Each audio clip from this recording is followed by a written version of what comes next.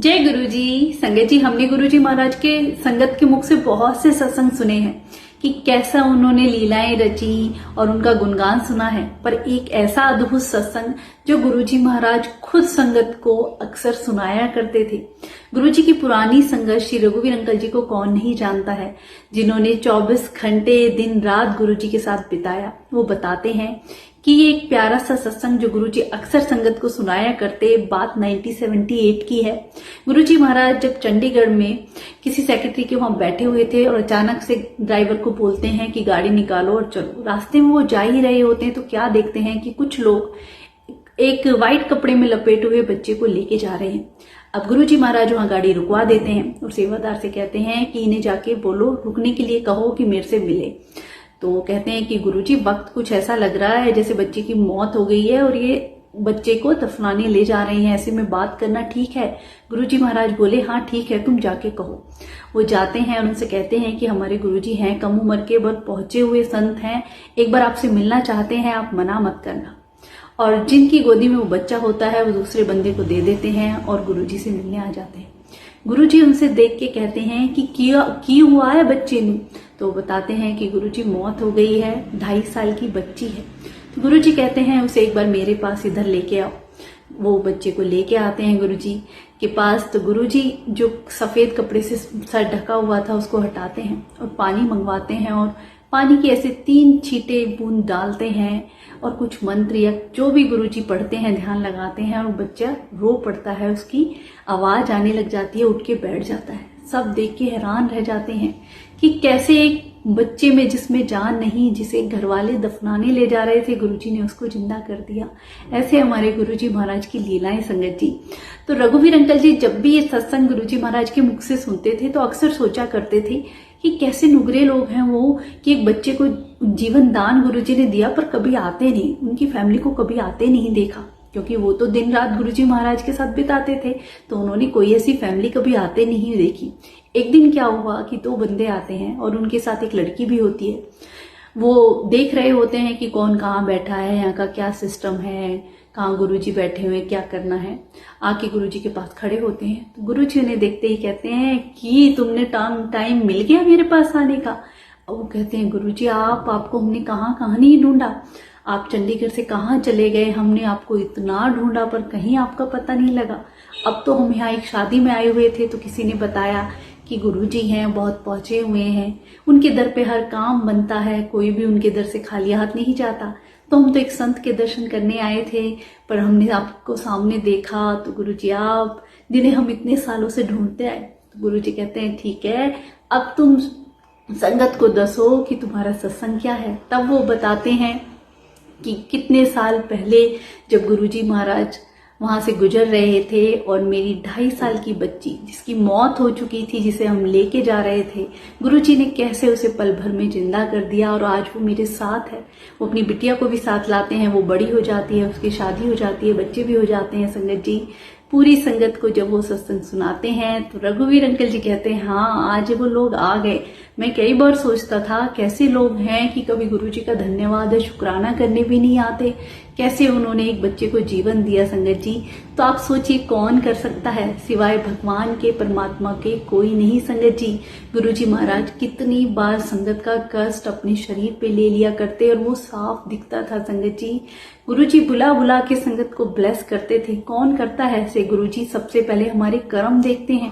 कहते जिनके चंगे कर्म होते, बहुत बढ़िया कर्म होते, उन्हें मेरे पास भी आने की जरूरत नहीं, उन्हें मैं घर बैठे ही ब्लेस कर देता, उन्हें कुछ बताने की या कुछ भी कहने की जरूरत नहीं पड़ती थी। और जिनके चंगे कर्म नहीं है संगत जी, तो हमें कैसे अपने कर्म कटवाने हैं?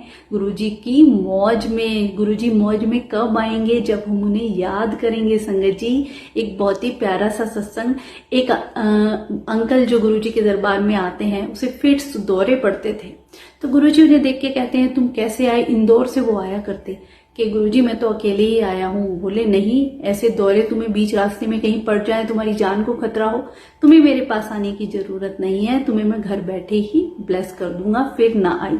और ये कह के गुरुजी उन्हें भेज देते हैं। तो संगत जी वो कैसे भक्त हैं सोचो, वो गुरुजी को इतना याद करते, दिन रात याद करते रहते। एक दिन क्या होता है, गुरुजी ऐसे ही बैठे हुए, गुरुजी की सेवादार रघुवीर अंकल जी, उनकी वाइफ आसपास बैठी हुई थी। तो अचानक से गुरुजी की बाजू से ब्लड बहने लग जाता है। वो देख के हैरान रहते हैं कि ब्लड आया कहाँ से। देखते हैं कि गुरुजी के जो हाथ का नेल है वो उखड़ा हुआ है और उसमें से ब्लड बह रहा है।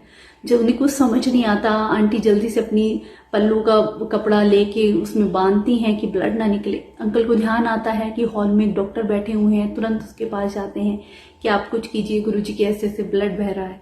वो तुरंत अपने स्कूटर उठा के सारा सामान लेके आते हैं, गुरुजी की मरहम पट्टी जो भी करते हैं और दवाइयां बता देते हैं कि एंटी एलर्जी की लेनी है, एंटीबायोटिक लेनी है, पेन की है। तो गुरुजी कहते हैं मैनू दवाई नहीं खानी, तुम मुझे फोर्स ना करो, मैनू दवाई नहीं खानी है। आंटी फिर भी कोशिश करके घोल के और चीनी वीनी मिला के, गुरुजी आपको कड़ी ना लगे आप ऐसे पी लीजिए। गुरुजी बिल्कुल साफ मना कर देते। संगत जी, भगवान आए हैं मनुष्य शरीर में, तो वही दर्द जो हमें होता है वही उन्होंने सहन किया। कैसे संगत का कष्ट अपने ऊपर ले लिया करते संगत जी। और आप देखिए ना, वो दर्द, नेल, आप कहीं भी शरीर में अगर नेल उखड़ जाता है कितना पेन होता है। गुरुजी कई दिन दर्द में रहे।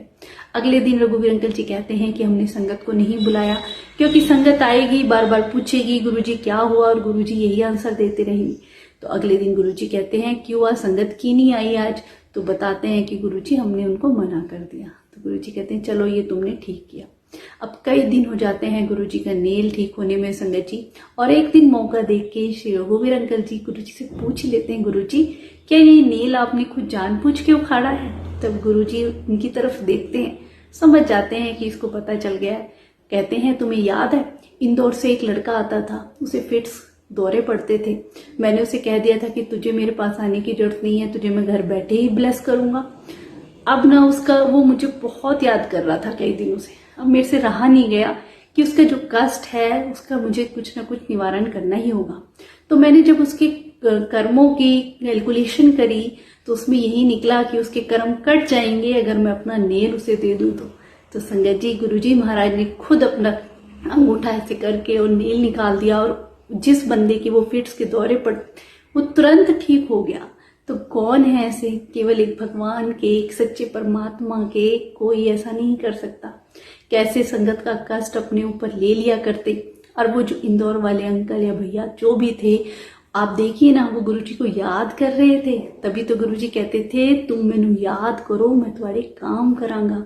संगत जी, गुरुजी की याद में रहा करो, गुरुजी से आपके हर काम बन सकते हैं, पर हमारी याद, हमारी पुकार वो सच्ची होनी चाहिए। कैसे वो भक्त गुरुजी को याद करते हैं और गुरुजी घर बैठे ही उन्हें ब्लेस कर देते हैं। हमें फिर कुछ बताने की जरूरत नहीं पड़ती, ना जताने की। वो परमात्मा है, हमारे मन की हर बात पढ़ लेते हैं। संगत जी, कितनी बार ऐसे होता था। रघुवीर अंकल जी तो खुद इतने दिन रात सेवादार रहे हैं, उन्होंने सब देखा है गुरुजी कैसे कैसे कष्ट सहन करते थे। मनुष्य रूप में आए हैं, हमारा जैसा ही शरीर रूप उन्हें मिला है।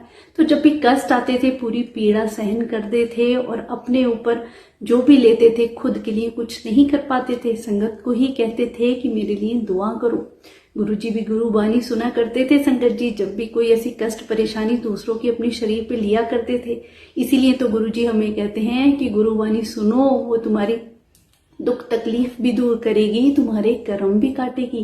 गुरुजी अक्सर ये जो शब्द है अपनी मेहर कर, जब भी ऐसी परेशानी में होते थे यही सुना करते थे। और संगत जी, कई बार कोई कैंसर का मरीज जैसे ही दरबार में एंट्री करता था तुरंत गुरुजी को खून की उल्टियां लग जाया करती थी। एक एक बार नहीं, दो दो बार। एक आंटी जो गुरुजी के दरबार में आती हैं, गुरुजी उन्हें देखते ही गुस्सा करते हैं, मैंने तुझे कितनी बार मैसेज भेजा है, तू क्यों अब तक नहीं आई। 4th स्टेज का कैंसर होता है, बच्चे छोटे छोटे होते हैं। और गुरुजी उन्हें ऐसे फटकार लगा के वहां से भेज देते हैं। वो रोती हुई चली जाती हैं। उनके जाने के तुरंत बाद गुरुजी को 3 दिन तक खून की उल्टियां लगती रही। गुरुजी की इतनी ज्यादा हालत खराब हो गई, पता चला कि आंटी का 4th स्टेज का कैंसर ठीक हो गया है। जितनी भी संगत, जितने भी सेवादार थे हैरान थे कि गुरुजी कैसे संगत का कष्ट एक साथ आप अपने शरीर पे ले लेते हैं, धीरे धीरे करके काट देते। तो गुरुजी कहते हैं उसके बच्चे छोटे छोटे हैं, उसके पास टाइम बहुत कम था, 4th स्टेज कैंसर था, उसकी जान कभी भी जा सकती थी। अगर मैं ऐसा नहीं करता तो उसके बच्चे रुल जाने से कौन संभालेगा उन्हें। संगत जी, एक परमात्मा जो हमारे बारे में इतना सोचते हैं क्या हम उनके लिए कुछ नहीं कर सकते संगत जी? गुरु जी ने कहा बस कर्म चंगे रखो, मनु याद करो, यही तो काम करना है संगत जी। हमें ना कभी किसी का बुरा करना है, बस हर पल अपने प्रभु को याद करना है।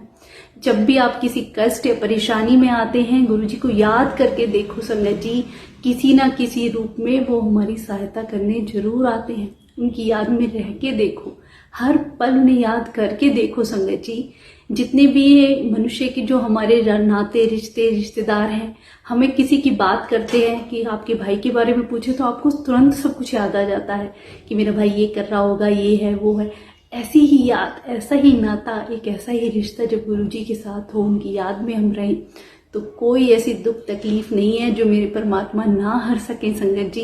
वो तो भगवान है जो महाशिव आए सृष्टि पे अवतार लेके और कैसे संगत को बुला बुला के ब्लेस किया, उनकी कष्ट परेशानियों को अपनी शरीर पे लिया संगत जी। गुरु जी ने हमसे क्या चाहा कि बस हम कर्म चंगे रखें और उन्हें याद करें। तो संगत जी, जो भी गुरु जी महाराज के चरणों से संगत जुड़ी हुई है, उनकी याद में रहे और अनंतम अनंतम हर पल का उन्हें शुक्राना करती रहे। शुक्राना गुरुपा, शुक्राना।